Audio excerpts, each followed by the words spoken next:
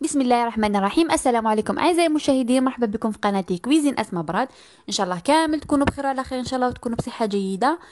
بما انه برد الحال شويه، انا حبيت نشارك معكم واحده تدبيره يعني اللي فادتني بزاف في حياتي اليوميه وفادت ولادي الحمد لله. حبيت نشاركها معكم وان شاء الله تجربوها وتفيدكم وتدعي لي دعوه خير ان شاء الله.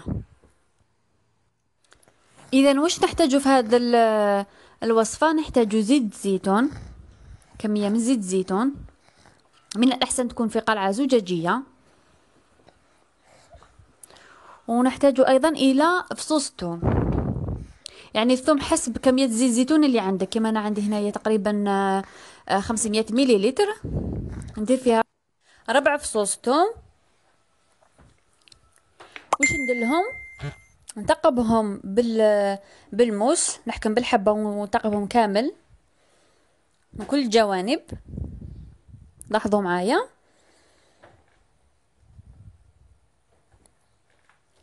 تقبيهم كامل، ومن بعد واش نديرو؟ نحطوهم في هذيك الزيت، نثقبوهم كامل نحطوهم في الزيت ونغلقوا عليهم. من الأحسن كي تغلقي عليهم خليهم تقريبا سمانة، ما تفتحيش عليها هكاك باش الثوم كامل يمد الفوائد تاعو مع الزيت، يولي عندك مضاد حيوي 100%. يعني انا واحده من الناس مجرباته وعلى العام ما يخطينيش، يعني للعام في داري ما يخطينيش كامل. خصوصا وليدي كي تحكموا هذيك السعله هذيك القاصحه في الليل، نعطي لهم غير صغيره يبات عليها ونحك له شويه على صدره، والله العظيم غير يريح وتروح له هذيك السعله. يعني وش نقول لكم، والله يعني غير رائعه وتستحق التجربه.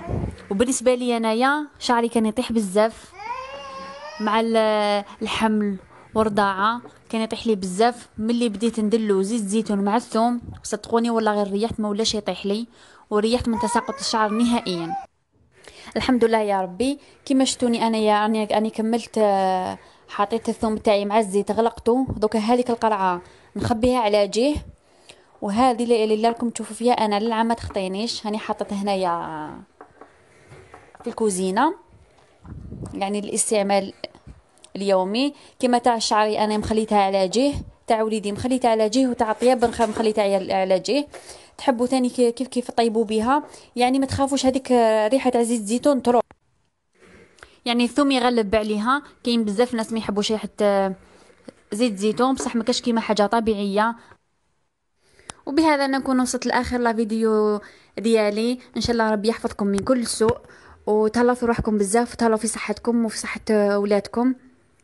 استودعكم الله الذي لا تضيع ودائعه، والسلام عليكم ورحمه الله تعالى وبركاته. مع السلامه.